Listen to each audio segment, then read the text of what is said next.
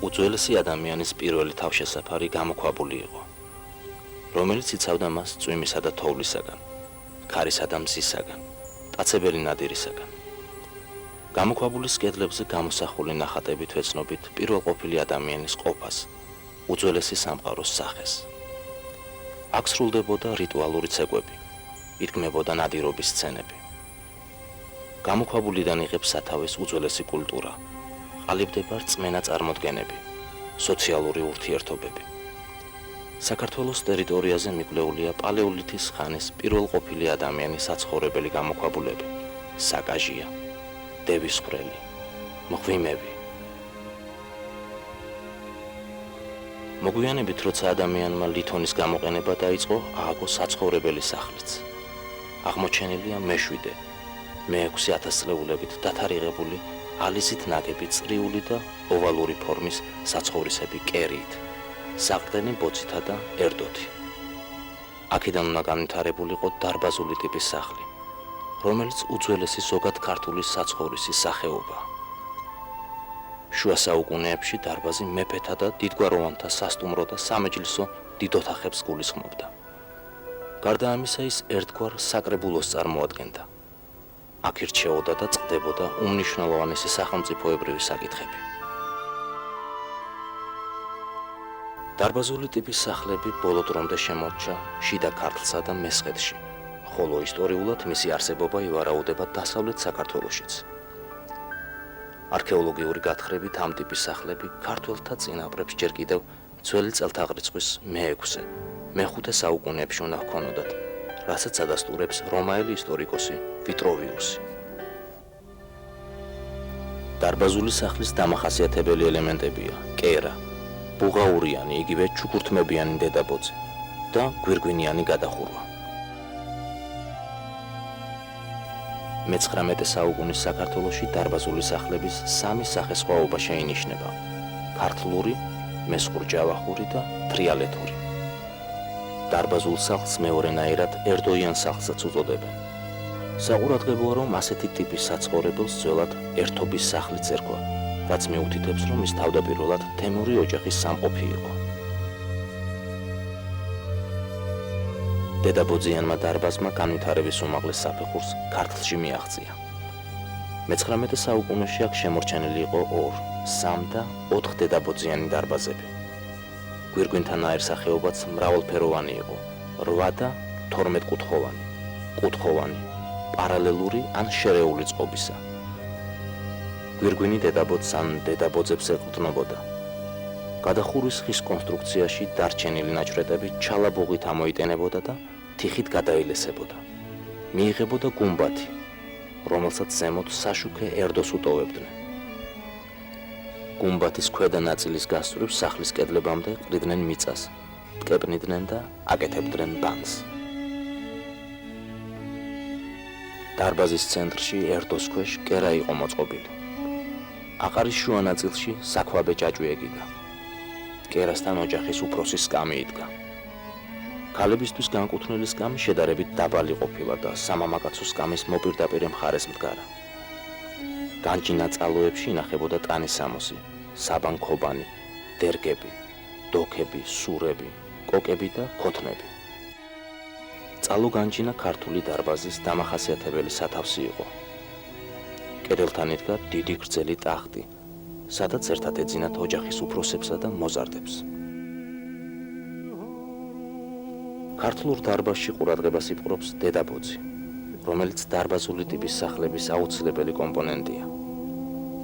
მას ჰქონდა როგორც პრაქტიკული, ასევე სოციალურ-რელიგიური დანიშნულება.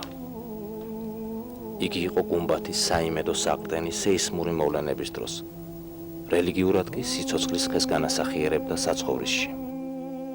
ის ოჯახის, უფრო ადრე თემის, მარადიული არსებობისა და გამრავლების ნიშანსვეტი იყო. ის იმ ბიბლიური სიცოცხლის ხის მიკრომოდელს წარმოადგენდა, რომლის დაცვის მიზნით უფალმა გამოაძევა სამოთხიდან ადამი და ევა. დედაბოძის, კერისა და გვირგვინის ანსამბლი ქართლურ დარბაზს საკულტო ნაგებობად აქცევს. დედაბოძი, რომ კოსმიური ხის ერთ-ერთი სიმბოლოა, მისი ორნამენტული ქარგაწმეტყველებს, ჯვარი, ბორჯღალი, ვარსკვლავისებრი როზეტი, კონცენტრული წრეები, ანთროპომორფული და ითიფალური ფიგურები. თითოეული მათგანი წარმოადგენს მზის, მთვარის, ნათობთა მოძრაობისა და ასტრალური ღვთაებების ნიშნებს. კერასთან და დედაბოძთან სრულდებოდა კულტმსახურების არაერთი ცერემონიალი. პატარძალს პირველად კერასა და დედაბოძს შემოატარებდნენ, რადგან ის უნდა ყოფილიყო ოჯახის სიცოცხლის გამგრძელებელი, კერის ერთგული პატრონი. კერასთან და დედაბოძთან იყო დაკავშირებული სამგლოვიარო რიტუალიც. სიცოცხლის ხეს გამოსახავდნენ საფლავის ქვაზე ნიშნად იმისა, რომ სიკვდილის შემდეგ ადამიანი მარადიულ სიცოცხლეში გადადიოდა. კერასა და დედაბოძს შეევედრებდნენ ოჯახის დოვლათიანობას, მცენარეთა მოსავლიანობასა და ცხოველთა გამრავლებას. დედაბოძის საკულტო მნიშვნელობას განსაკუთრებით განამტკიცებს მისი კავშირი დარბაზის გვირგვინთან. გვირგვინიანი სახურავები ერთგვარი საზეიმო გზაა ზეციური შუქის მისაღებად. ერთ-ერთ ქართულ ზღაპარში ღვთაებები ერთოდან ეშვებიან დედაბოძზე. ამასვე მოწმობს ხალხური ლექსი. მზეო, მზეო ამოდი, ჩვენს ერდოში ჩამოდი. მიანათე ბაკებსა, ცხვარს დაგიკლავ მაგესა. დარბაზის დედაბოძი და კერა ინტერიერის ცენტრი იყო და ოჯახის მფარველი ანგელოზის სადგომად ითვლებოდა. მათი მიხედვით საცხოვრებელი მამაკაცებისა და ქალების მხარეებად იყოფოდა, რასაც გარდა ოჯახური სოციალური სტრუქტურის ორგანიზაციისა, რელიგიურ-მითოლოგიური და კოსმოგონიური დატვირთვაც ჰქონდა. ქალები თავიანთ მხარეს ხშირად ასრულებდნენ იმ რიტუალებს, რომლებშიც კაცებს მონაწილეობის მიღება ეკრძალებოდათ. ისინი მიმართული იყვნენ მიწისადმი, რომელიც მდედრულ საწყისად იყო მიჩნეული, ხოლო ცა მამრულ საწყისთან ასოცირდებოდა. გარდა სადედო და სამამო მხარეებისა, კერასთან გამოყოფილი იყო ადგილი ოჯახის უფროსისათვის, ხოლო მისი მიმყოლი ადგილები უფროს უმცროსობის მიხედვით ნაწილდებოდა. მესხურ ჯავახური საცხოვრისი რთული და მარტივი კომპლექსებითაა წარმოდგენილი. სახლის აუცილებელი შემადგენელი ნაწილია კარაპანი, რომელიც ფასადის მხარესაა. ხშირად მას ებმის დარბაზში შესასვლელი ოთახი, სადაც ზაფხულსა და შემოდგომაზე წარმოებდა ძირითადი საოჯახო საქმიანობა. მესხურ ჯავახურ დარბაზში მთავარი ყურადღება გვირგვინის მაღალ მხატვრულ გაფორმებას ექცეოდა. განსხვავებით ქართლური დარბაზისაგან მესხეთში უკვე საბოლოოდ ჩამოყალიბებულ, განვითარებულ დარბაზებში გვირგვინის საყრდენად იყენებდნენ კედლის სვეტებს და არა დედაბოძს. ამის გამო გაიზარდა გვირგვინის მოცულობა და ინტერიერის ფართიც ახლებურად გადანაწილდა. აქაური დედაბოძები მხატვრულობით ჩამოუვარდებოდნენ ქართლური დარბაზის დედაბოძებს, მაგრამ სამაგიეროდ ორნამენტთა სიუხვით გამოირჩეოდა ბუხარი, რომელმაც მოგვიანებით შეცვალა კერა. მას თაღისებური მოყვანილობა ჰქონდა. შიდა ნაწილს კერა ერქვა, ხოლო თაღს კამარას უწოდებდნენ. ბუხრის მოხატულობაში ფართო ასპარეზი პოვა უკვე ტრადიციად ქცეულმა ძველმა რელიგიურმა სიმბოლიკამ, სადაც ერთ-ერთი ძირითადი იყო სიცოცხლის ხის მოტივი. ამ თემატიკის მხატვრული გაფორმებით განსაკუთრებით გამოირჩეოდნენ ლაზი ოსტატები. საცხოვრებელ კომპლექსში დარბაზის გვერდითი ოთახის დაკარებიანი ოდის, ანუ საჯალაბოს დამატებაც ლაზ ხუროთმოძღვრებს ეკუთვნით.